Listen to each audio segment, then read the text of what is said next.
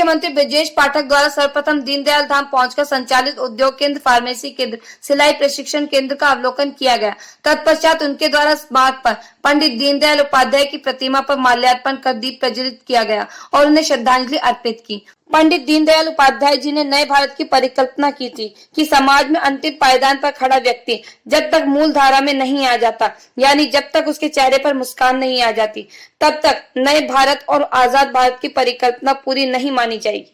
यह विचार उत्तर प्रदेश के उप मुख्यमंत्री ब्रजेश पाठक ने पंडित दीनदयाल उपाध्याय सरस्वती विद्या मंदिर दीनदयाल धाम फरा के वार्षिकोत्सव के अवसर पर संबोधित करते व्यक्त किए।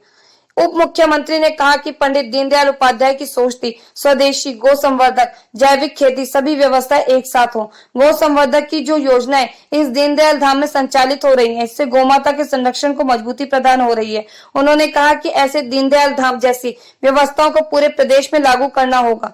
हमने यहाँ पर गौ संवर्धक की जो योजनाएं देखी है, इन योजनाओं को आगे बढ़ाना और उनको पूरे प्रदेश लागू करना हमारी सरकार की जिम्मेदारी है और हम इसे लागू करेंगे। उप मुख्यमंत्री ने कहा कि पंडित जी ने एकात्म मानववाद का सिद्धांत जो हम सभी लोगों को दिया, उसको प्रधानमंत्री मोदी और योगी एक साथ आगे बढ़ाकर कार्य कर रहे हैं। उप मुख्यमंत्री ने कहा कि पंडित दीनदयाल उपाध्याय जी की सोच थी कि गरीबों को पक्का मकान मिले, बीज मिले, सबके घर में शौचालय हो, सबको निःशुल्क इलाज की व्यवस्था हो, रोटी रोजगार मिले। यदि किसी ने पूरे कार्य को किया है तो वह मोदी और योगी ने किया है। कोरोना काल में पूरे प्रदेश में वंचित और पीड़ितों को महीने में 2 बार निःशुल्क राशन देने का कार्य मोदी और योगी द्वारा किया गया।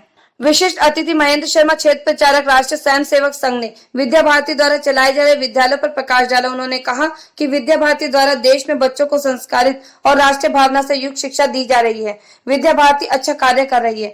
मुख्य वक्ता अतुल कृष्ण महाराज ने बच्चों से कहा कि अच्छी चीजों को अपनाएं और बुरी चीजों को छोड़ें। उन्होंने बच्चों से वेद पढ़ने को आग्रह किया। इससे पूर्व मुख्य अतिथियों द्वारा पंडित दीनदयाल उपाध्याय के चित्रपट पर पुष्पार्चन एवं दीप प्रज्वलित कर वार्षिकोत्सव का शुभारंभ किया। इस अवसर पर विद्यालय के बच्चों द्वारा रंगारंग सांस्कृतिक कार्यक्रम प्रस्तुत कर सभी का मन मोह लिया। बच्चों का सर्जिकल स्ट्राइक के ऊपर सामूहिक नाटक और मयूर नृत्य को सभी ने सराहा। सांस्कृतिक कार्यक्रम के मध्य भारत माता की जय के रंगभेद नारे सभागार गुंजायमान होता रहा। उप मुख्यमंत्री द्वारा मेधावी छात्र छात्राओं को पुरस्कार दिया गया। विद्यालय प्रतिवेदन समिति के व्यवस्थापक नरेंद्र पाठक द्वारा दिया गया।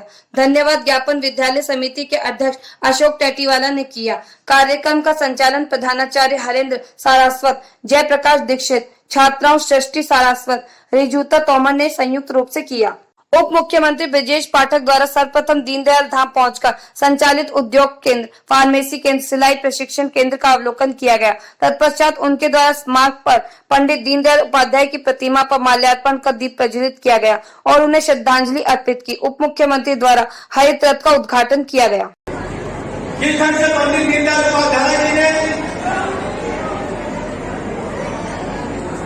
नए भारत की परिकल्पना की थी कि समाज में अंतिम पायदान पर खड़ा व्यक्ति जब तक मुख्यधारा में नहीं आ जाता, यानी जब तक उसके चेहरे पर मुस्कान नहीं आ जाती, तब तक नए भारत की परिकल्पना, आजाद भारत की परिकल्पना पूरी नहीं मानी जाएगी। उन्होंने जो सिद्धांत प्रतिपादित किया एकात्म मानववाद का, वास्तव में घर आया करके वो वास्तव में फलीभूत होता हुआ दिखा। पंडित दीनदयाल उपाध्याय जी की सोच थी स्वदेशी, गौ संवर्धन, जैविक खेती, सारे के सारी व्यवस्थाएं एक साथ एक छत के नीचे यहां दिखी। मैं बहुत बहुत आभार प्रकट करता हूं पंडित दीनदयाल धाम के सभी संचालक भाइयों का कि बहुत बेहतर ढंग से यहां पर गौ संवर्धन की योजनाएं चलाई जा रही है। जिस ढंग से प्रदेश में गौ माता का संरक्षण किया जा रहा है, यह उसे वास्तव में स्थायी रूप से मजबूती प्रदान करनी है, तो हमको ऐसी व्यवस्थाओं को, दीनदयाल धाम जैसी व्यवस्थाओं को पूरे प्रदेश में लागू करना होगा। मैं महीने की बैठक को इस बात का भरोसा दिलाता हूं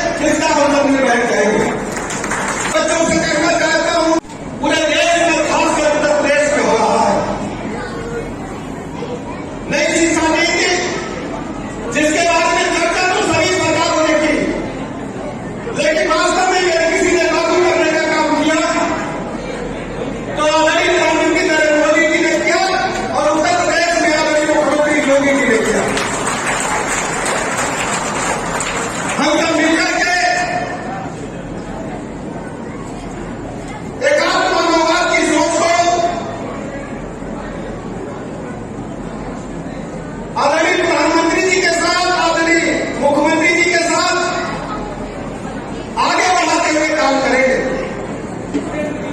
पंडित दीनदयाल उपाध्याय जी की सोच थी कि सभी गरीबों को पक्का मकान मिले, सबको बड़े आदमियों की तरह बिजली मिले, सबके घर में शौचालय हो, सबको 5 लाख तक का निःशुल्क इलाज की व्यवस्था हो,